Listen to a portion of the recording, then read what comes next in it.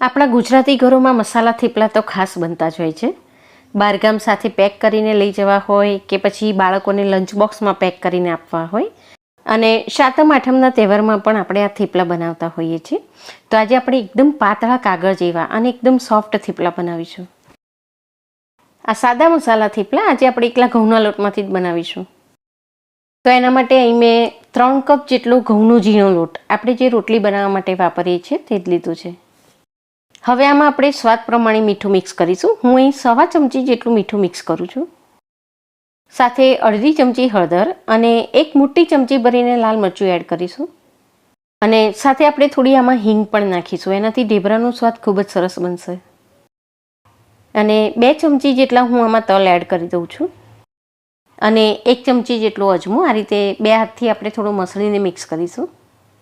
આ મસાલાની સાથે આમાં તમારે થોડી કસૂરી મેથી મિક્સ કરવી હોય તો એ પણ કરી શકો છો.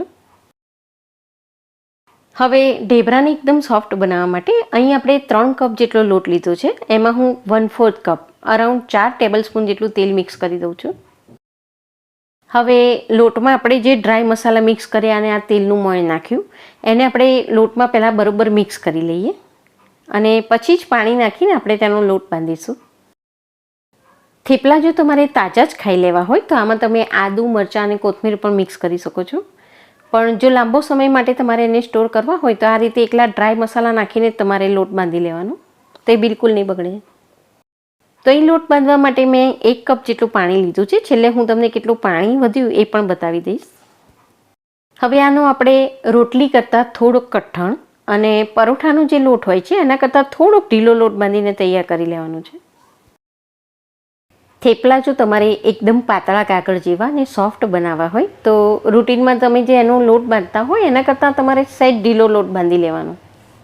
એકદમ કઠણ લોટ બાંધવાથી થેપલા ઘણીવાર કડક બની જતા હોય છે અને અટામણ લઈને વણવા પડે એટલો ઢીલો પણ લોટ નથી બાંધવાનો. તો અહીં 1 કપમાંથી લગભગ 2 ટેબલસ્પૂન જેટલું જ પાણી બચ્યું છે.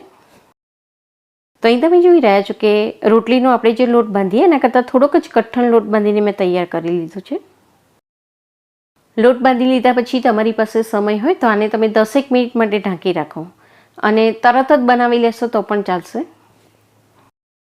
હવે આની પર આપણે 1 ચમચી જેટલું તેલ નાખીશું અને લોટને ફરી એકવાર 1 મિનિટ માટે મસળીને એકદમ સુવાળો બનાવી લઈશું.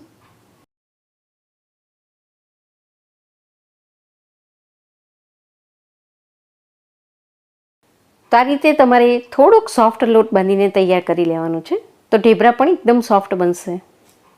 અને લોટ બહુ કઠણ નહીં હોય એટલે અહીં થેપલાને તમારે જેટલા પાતળા વણવા હશે એટલા ખૂબ જ આસાનીથી વણી શકશો. તો અહીં આપણે થોડાક મોટી સાઇઝના અને એકદમ પાતળા થેપલા વણીશું. તો એ રીતે હું ગુલ્લા તૈયાર કરી લઉં છું.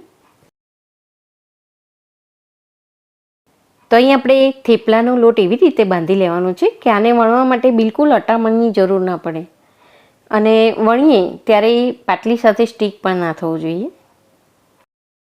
અહીં તમે જોઈ રહ્યા છો કે મેં કેટલું ઇઝીલી વણી લીધું અને વારંવાર ઉપાડીએ તો પણ એનો શેપ નથી બદલાતો. તો આ રીતે તમારે લોટ બાંધી લેવાનો છે.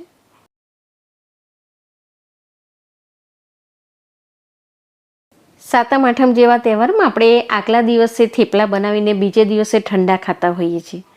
તો આ રીતે તમે એકદમ પાતળા થેપલા બનાવી લેશો તો બીજે દિવસે ઠંડા થઈ ગયા પછી પણ એ બહુ ચવડ નથી લાગતા, ખૂબ જ સરસ લાગશે. એ ખાવાની તમને ખૂબ જ મજા આવશે. હવે શેકતી વખતે પણ તમારે એટલું ધ્યાન રાખવાનું કે આને આપણે એકદમ પાતળા વણી લીધા છે એટલે હાઈ ફ્લેમ પર નથી શેકવાના, નહીંતર એ કડક ખાખરા જેવા થઈ જશે. એક બાજુથી થોડું શેકાઈ જાય એટલે આપણે તેને ફેરવી લઈશું અને પછી એની પર આપણે અડધી ચમચી જેટલું તેલ એપ્લાય કરીશું. ફરી એકવાર પલટાવી દઈએ અને બીજી બાજુ પણ આપણે અડધી ચમચી જેટલું તેલ એપ્લાય કરીશું.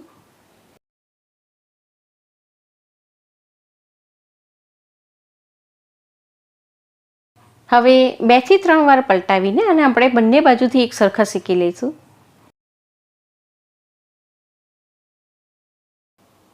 આને શેકી લીધા પછી એકદમ ગરમ ગરમ હોય ત્યારે એકબીજાની ઉપર તમારે નહીં મૂકવાના, થોડાક છૂટા છૂટા ગોઠવી લેવાના. બધા જ થેપલામાંથી વરા નીકળી જાય અને એકદમ ઠંડા થઈ જાય પછી એને કલેક્ટ કરીને તમે ડબ્બામાં ભરી શકો છો.